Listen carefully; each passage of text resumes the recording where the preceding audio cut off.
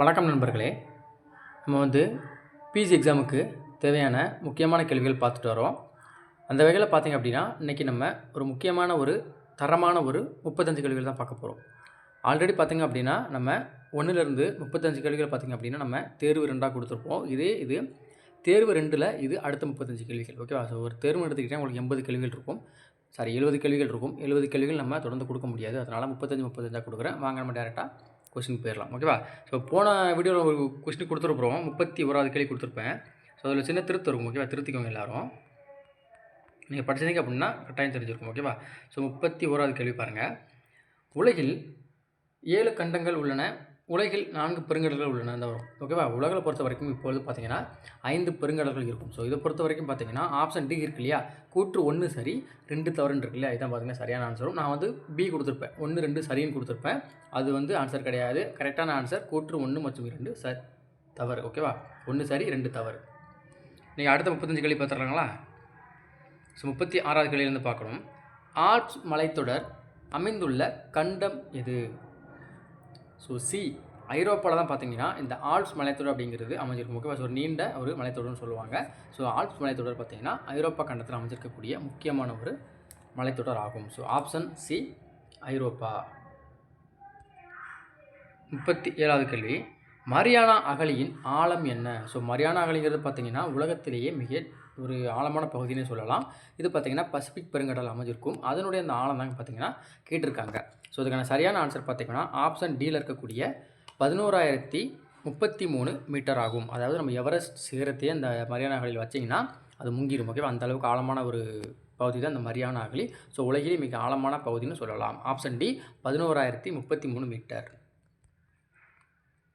38வது கேள்வி. ராக்கி மலைத்தொடர் எந்த கண்டத்தில் அமைந்துள்ளது?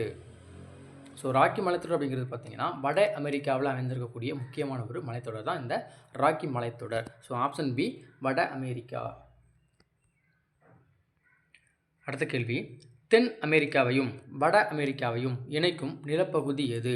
ஸோ இந்த ரெண்டுமே பார்த்திங்கன்னா தனித்தனியாக இருக்கும். அது இணைக்கக்கூடிய நிலப்பகுதி இருக்கும். ஓகே, அந்த நிலப்பகுதி என்னென்னு பார்த்திங்க அப்படின்னா ஆப்ஷன் பியில் இருக்கக்கூடிய பனாமா நிலச்சந்தி. ஸோ நீர்ச்சந்தின்னு இருக்கும், நிலச்சந்தின்னு இருக்கும். இந்த பனாமா நிலச்சந்தி தான் பார்த்திங்கன்னா தென் அமெரிக்காவையும் வட அமெரிக்காவையும் இணைக்கக்கூடிய ஒரு முக்கியமான நிலப்பகுதி.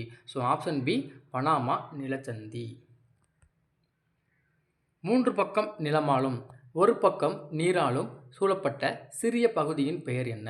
ஸோ இந்த கொஸ்டின் நல்லா வாசிங்க, உங்களுக்கு புரிஞ்சுக்கணும். முதல்ல 3 பக்கம் நிலமாலும் ஒரு பக்கம் நீராலும் சூழப்பட்ட சிறிய பகுதியின் பெயர் என்ன? அதில் 2 இருக்குது.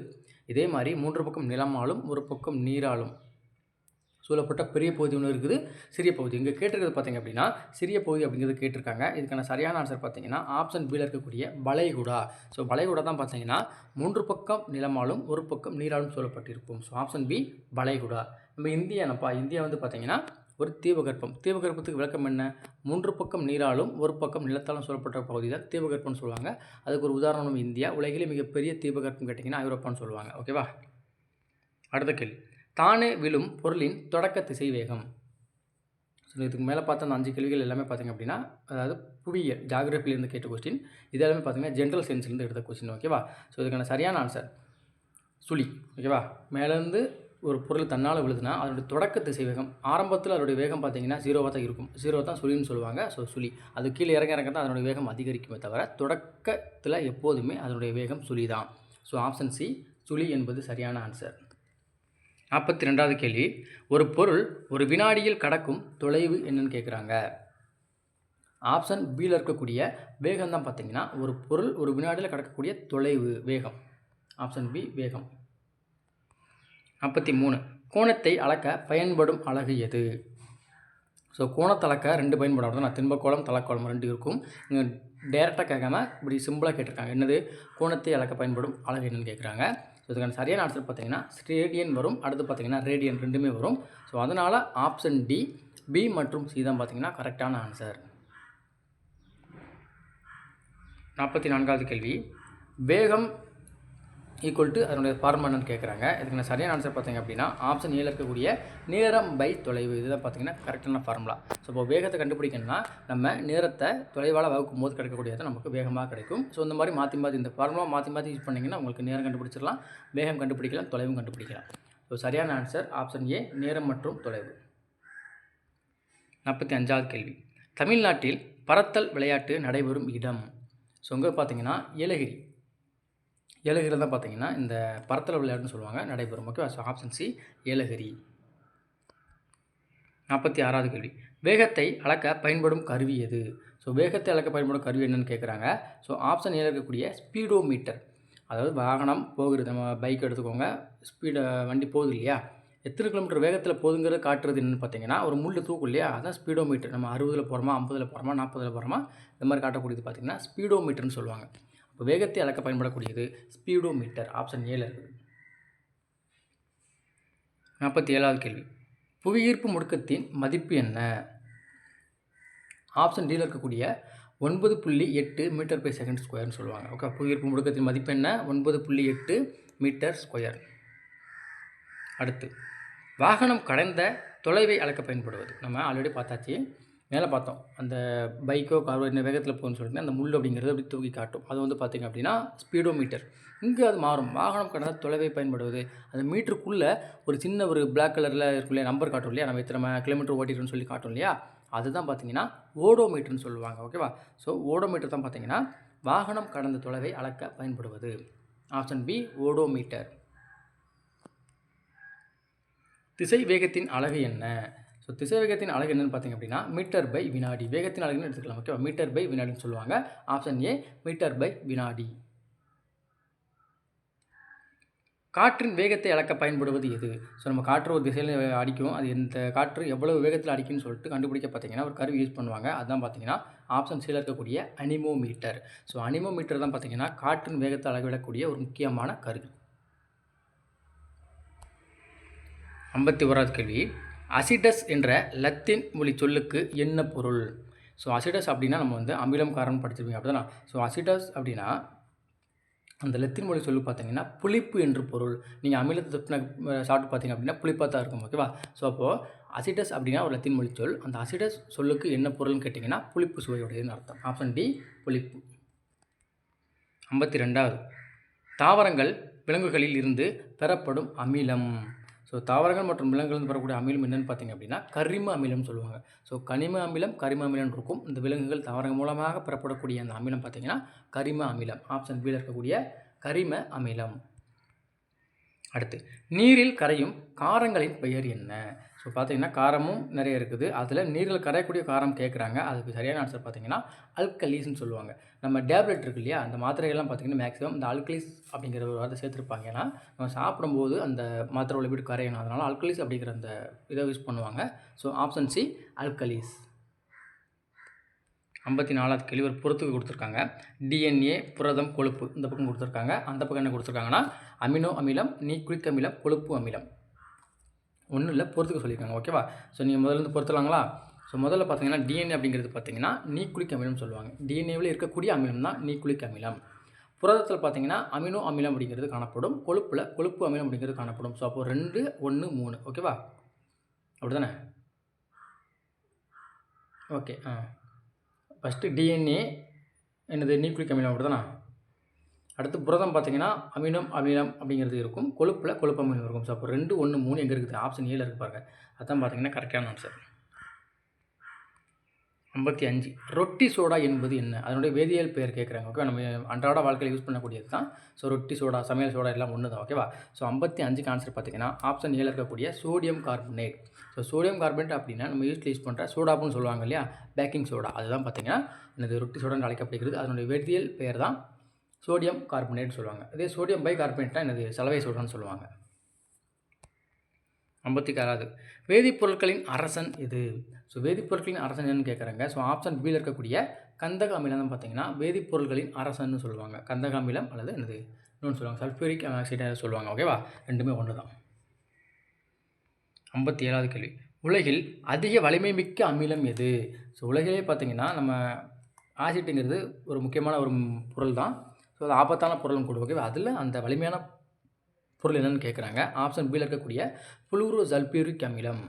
இதான் பார்த்தீங்கன்னா உலகிலேயே மிக வலிமை மிக்க அமிலம், அதாவது ரொம்ப ஸ்ட்ராங்கான அமிலம். ஓகேவா? 58வது கேள்வி. சலவை சோடா தயாரிக்க பயன்படுவது எது? ஸோ மேலே சொல்லியிருப்போம் ஓகேவா. 58க்கு ஆன்சர் பார்த்தீங்க அப்படின்னா ஆப்ஷன் ஏல இருக்கக்கூடிய சோடியம் பைகார்பனேட். சோடியம் கார்பனேட் அப்படின்னா என்னது? சமையல் சோடா அல்லது ரொட்டி சோடா. சோடியம் பைகார்பனேட் அப்படின்னா என்னது? சலவை சோடா. 59வது கேள்வி, pH மதிப்பை கண்டறிந்தவர் யார்? இது வந்து பார்த்தீங்கன்னா ஒரு வருஷம் ப்ரீவியஸ் இயர் கொஸ்டின் தான். ஸோ எஸ்பிஎல் சாரன்சன்னு சொல்லுவாங்க. இவர் தான் பார்த்தீங்கன்னா pH மதிப்பு கண்டறிஞ்சிருப்பார். 1லேருந்து 14 வரைக்கும் இருக்கும். அப்படி தானே அந்த வந்து அமிலம் காரம் சொல்லி 2 பிரிச்சிருப்பாங்க. ஸோ அப்படி கண்டுபிடிச்சவர் யாருன்னா எஸ்பிஎல் சாரன்சன் இருக்கும். உங்கள் சாரன்சன் மட்டும் கொடுத்துருக்காங்க. ஆப்ஷன் பியில் இருக்கக்கூடிய சாரன்சன். 60வது கேள்வி, கெட்டுப்போன வெண்ணெயில் உள்ள அமிலம். நம்ம வந்து அமிலத்தை வந்து நிறைய ஒரு டாபிக் போட்டிருப்போம். அப்படி தான் தக்காளி, ஆப்பிள் இந்த மாதிரி ஒவ்வொரு பொருளில் இருக்கக்கூடிய முக்கியமான அமிலங்கள் போட்டிருப்போம். இந்த கொஸ்டினில் கெட்டுப்போன வெண்ணெய் அதில் இருக்கக்கூடிய அந்த அமிலம் என்னன்னு கேட்குறாங்க. ஸோ ஆப்ஷன் பியில் இருக்கக்கூடிய பியூட்ரிக் அமிலம் தான் பார்த்தீங்கன்னா இந்த கெட்டுப்போன வெண்ணெயில் இருக்கக்கூடிய ஒரு முக்கியமான அமிலம். என்ன அமிலம்? பியூட்ரிக் அமிலம். Option B. அடுத்து கூற்று கேள்வி 61வது கேள்வி வந்து கூற்று 1 பாருங்கள். தெளிவற்ற உட்கருவை கொண்ட செல் ப்ரோகேரியாட்டிக் செல். தெளிவான உட்கருவை கொண்ட செல் யூகேரியாட்டிக் செல்னு சொல்லுவாங்க. அப்படி தான். ஸோ ரெண்டுமே சரிதானா? அதாவது தெளிவான உட்கரு கொண்டு இருந்துச்சு அதுக்கு பேர் யூகேரியாட்டிக், தெளிவற்ற செல் இருந்துச்சுன்னா அதுக்கு பேர் ப்ரோகேரியாட்டிக். ரெண்டுமே சரி தான். ஸோ ஆப்ஷன் ஏல இருக்கக்கூடிய கூற்று 1, 2 சரி. 62வது கேள்வி, செல்லின் உட்கருவை கண்டறிந்தவர் யார்? ஸோ முக்கியமான ஒரு கொஸ்டின் தான். அந்த கொஸ்டின் வர சான்சஸ் இருக்குது ஓகேவா. ஸோ ஆப்ஷன் சியில் இருக்கக்கூடிய ராபர்ட் ப்ரௌன் தான் பார்த்தீங்கன்னா செல்லில் உட்கரு இருக்குன்னு சொல்லிட்டு கண்டுபிடிச்சிருப்பார். Option C Robert Brown. அடுத்து, செல்லை கண்டறிந்தவர் யார்? இதுவுமே முக்கியமான கொஸ்டின் தான். செல் உட்கருவால் கண்டுபிடிச்சிருப்பாரு, செல்லை கண்டுபிடிச்சிருப்பாரு. ஸோ ஆப்ஷன் பியில் இருக்கக்கூடிய ராபர்ட் ஹூக் தான் பார்த்தீங்க அப்படின்னா செல்லை வந்து கண்டுபிடிச்சிருப்பார். இப்படி ஒரு செல் இருக்குது, அது வந்து இந்த வகையான செல்லுகள் இருக்குது, இதில் நிறையா உட்கரு இந்த மாதிரி பொருட்கள்லாம் இருக்குதுன்னு சொல்லிட்டு நிறைய பேர் கண்டுபிடிச்சிருப்பாங்க. நம்ம மேலே பார்த்தோம் உட்கருவை கண்டுபிடிச்சது யார்? மேலே பார்த்தோமே யார்? Robert Brown. இங்கே செல்லே கண்டுபிடிச்சவர் ராபர்ட் ஹூக் ஓகேவா. So option B Robert Hooke. 64வது கேள்வி, செல்லின் ஆற்றல் மையம் என்று அழைக்கப்படுவது எது? ஸோ செல்லின் ஆற்றல் மையம் என்று அழைக்கப்படுவது ஆப்ஷன் சியில் இருக்கக்கூடிய மைட்டோகாண்ட்ரியா. இதான் பார்த்தீங்கன்னா செல்லின் ஆற்றல் மையம் என்று அழைக்கப்படுகிறது. ஸோ ஆற்றல் நாணயம் அப்படின்னா என்னது? ஏடிபின்னு சொல்லுவாங்க. இது ஆற்றல் மையம் தான் கேட்டிருக்காங்க. 55, புரத தொழிற்சாலை என்று அழைக்கப்படுவது எது? இது முக்கியமான கொஸ்டின் தான், மறந்துடக்கூடாது ஓகேவா. ஆப்ஷன் டியில் இருக்கக்கூடிய ரிபோசோம்கள் தான் பார்த்தீங்கன்னா புரத தொழிற்சாலை என்று அழைக்கப்படுகிறது. ஸோ ஆப்ஷன் டி ரிபோசோம்கள். அடுத்த கேள்வி, செல்லின் தற்கொலை பைகள் என்று அழைக்கப்படுவது எது? ஸோ 66க்கு ஆன்சர் பார்த்திங்க அப்படின்னா ஆப்ஷன் டி லைசோசோம்கள். தற்கொலை பைகள் அழைக்கப்படுது. அதாவது இந்த லைசோசோம்கள் பார்த்திங்கன்னா மண்ணீரில் போய் அழிஞ்சிரும் ஓகேவா. ஸோ இந்த கெட்டுப்போன செல்கள்லாம் அழிச்சிடும். அதனால் இது பார்த்திங்கன்னா தற்கொலை பைகள் என்று அழைக்கப்படுகிறது. Option D லைசோசோம்கள். 67, புரோட்டோபிளாசத்திற்கு பெயரிட்டவர் யார்? ஸோ இதுக்கான சரியான ஆன்சர் பார்த்திங்கன்னா ஆப்ஷன் பியில் இருக்கக்கூடிய பர்கின்ஜி. இவர் தான் பார்த்தீங்கன்னா இதுக்கு பேர் புரோட்டோபிளாசம் சொல்லிட்டு பெயரிட்டிருப்பார். Option B பர்கின்ஜி. 68வது கேள்வி, தாவர செல்லின் செல் சுவர் எதனால் ஆனது? ஸோ 68க்கு பார்த்தீங்கன்னா ஆப்ஷன் சியில் இருக்கக்கூடிய செல்லுலோஸ். இந்த செல்லுலோஸ் அப்படிங்கிறது பார்த்தீங்கன்னா தாவரங்களுக்கு இன்னொரு ஸ்பெஷாலிட்டியான ஒரு பொருள் ஓகேவா. மனிதர்கள் கிடையாது, தாவரங்கள் இருக்கும் ஓகேவா. மேக்ஸிமம் எல்லா தாவரங்களும் இருக்கும். சணலில் பார்த்தீங்கன்னா கிட்டத்தட்ட ஒரு 85% இருக்கும். போன வீடியோவில் நம்ம பார்த்துருப்போம் ஓகேவா. ஸோ செல்லுலோஸ் அப்படிங்கிறது பார்த்தீங்கன்னா முக்கியமான ஒரு பொருள். அந்த பொருளானது தான் பார்த்தீங்கன்னா செல் சுவர். ஸோ ஆப்ஷன் சி செல் சுவர். பொறுத்துக எடுத்துக்கிட்டா நரம்பு செல், சுரப்பி செல், அண்ட செல், இரத்த செல். இந்த பார்த்தீங்கன்னா அந்த செல்லுக்கான வடிவங்கள் கொடுத்துருக்குறாங்க. ஸோ பொறுத்திடலாமா? நரம்பு செல் பார்த்திங்க அப்படின்னா நட்சத்திர வடிவில் இருக்கும் 3 ஓகேவா. அடுத்து சுரப்பி செல் பார்த்திங்க அப்படின்னா கனசதுர வடிவத்தில் இருக்கும் அப்போ 4. அண்ட செல் பார்த்திங்க அப்படின்னா முட்டை வடிவத்தில் இருக்கும் அப்போ 2.